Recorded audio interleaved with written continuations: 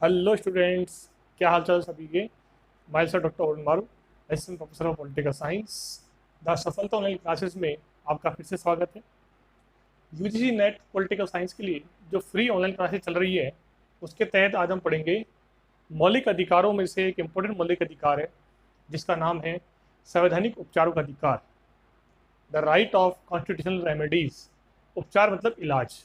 मतलब क्या है इसका? देखो, ये मौलिक अधिकार है, पहली चीज़ तो ये है। अनुच्छेद 32 में इसके बारे में बताया गया है, ये भी इम्पोर्टेंट बात है। डॉक्टर अंबेडकर, जो कि भारत के प्रथम कानून मंत्री और संविधान निर्माता थे, उन्होंने कहा था कि यह संविधान की आत्मा है।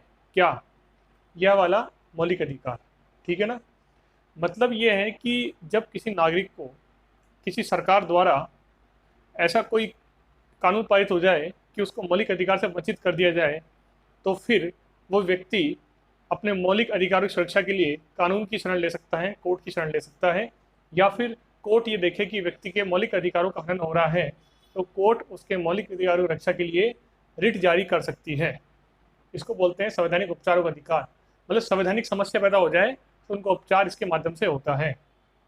व्यक्ति के मौलिक अधिकारों की सुरक्षा सुप्रीम कोर्ट के द्वारा इसके माध्यम से की जाती है। इसलिए डॉक्टर अम्बेडकर ने इनसे संविधान की आत्मा कहा है।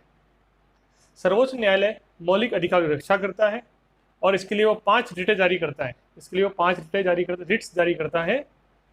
और यह जो मौलिक अधिकार है, यह मौलिक अधिकार जो है, यह एक तरह से संवैधानिक उपचार का अधिकार का ही मतलब कि प्रतिरूप है। मतलब क्या है कि संवैधानिक उपचार का अधिकार मूल रूप से मौलिक अधिकारों का संरक्षक है।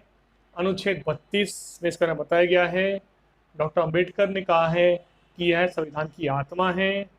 सर्वोच्च न्यायालय मौलिक अधिकारों की रक्षा करता है और इसके लिए वो 5 रिटें जारी करता है, जिनकी चर्चा अभी इस वीडियो में आगे करेंगे। जैसे बंदी बंदी प्रत्यक्षीकरण, उत्प्रेषण, परमादेश पर, ठीक है ना, और अधिकार प्रच्छा।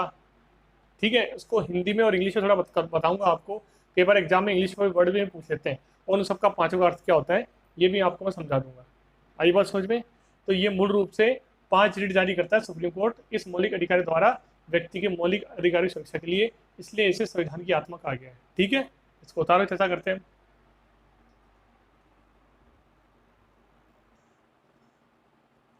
तो ठीक है विद्यार्थियों, तो 5 रिटें जो जारी करता है सुप्रीम कोर्ट मौलिक अधिकार रक्षा के लिए संवैधानिक उपचार अधिकार के तहत, वो इस प्रकार से है।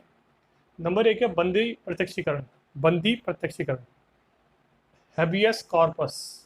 इसका नाम ही बंदी प्रत्यक्षीकरण है। आप समझ गए होंगे कि कोई व्यक्ति जब गिरफ्तार होता है तो कोर्ट पूछता है कि आपने उस व्यक्ति को किस कारण से गिरफ्तार किया है, और गिरफ्तारी के 24 घंटे में उसे कोर्ट के सम्मुख प्रस्तुत करना होगा। अगर गलत रूप से पकड़ लिया है किसी कारण से तो छोड़ना होगा।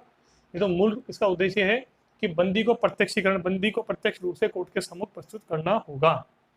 दूसरा है परमादेश। इसको बोलते हैं मैंडामस।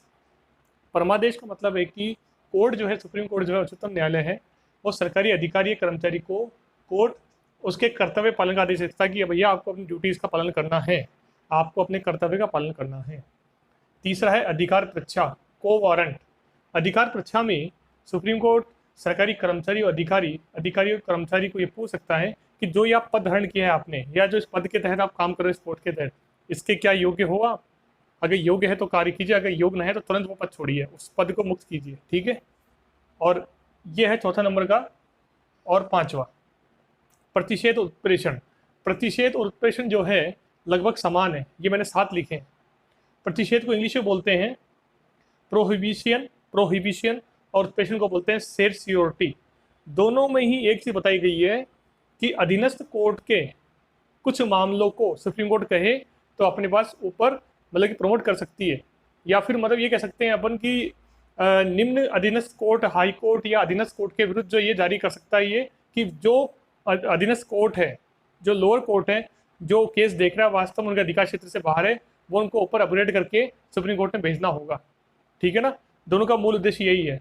और दोनों में प्रतिषेध और उत्प्रेषण में मूल रूप से सर्वोच्च न्यायालय कुछ अंतर होता है, माइनर। बाकी दोनों का एक ही अर्थ है कि सुप्रीम कोर्ट जो है अधीनस्थ न्यायालयों को कह सकता है कि ये आपके अधिकार क्षेत्र से बाहर है, ये केस हमारे पास भेजिए। ठीक है ना? तो ये अर्थ हो गया।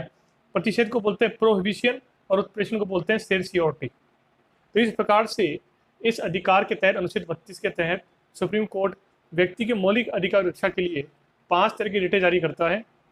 मैं फिर बोल दूं एक बार। पहला है बंदी प्रत्यक्षीकरण, हेबियस कार्पस, गिरफ्तारी का कारण पूछना किसी व्यक्ति का और गिरफ्तारी के 24 घंटे में कोर्ट में पेश करना, यदि निर्दोष है तो उसको छोड़वा देना। ठीक है। दूसरा है परमादेश, मैंडामस।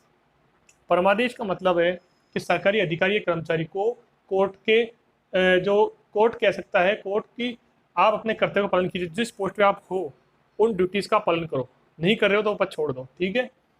तीसरा है अधिकार परीक्षा, को वारंट, यानी किस अधिकार से, इसका अर्थ है किस अधिकार से। को वारंट मतलब सरकारी अधिकारी कर्मचारी को कोर्ट ये पूछ सकता है कि जिस पद पे आप काम कर रहे हो उस पद की योग्यता है आपकी, अगर अयोग्य तो ठीक है, अगर अयोग्य तो उस पद को छोड़ दो।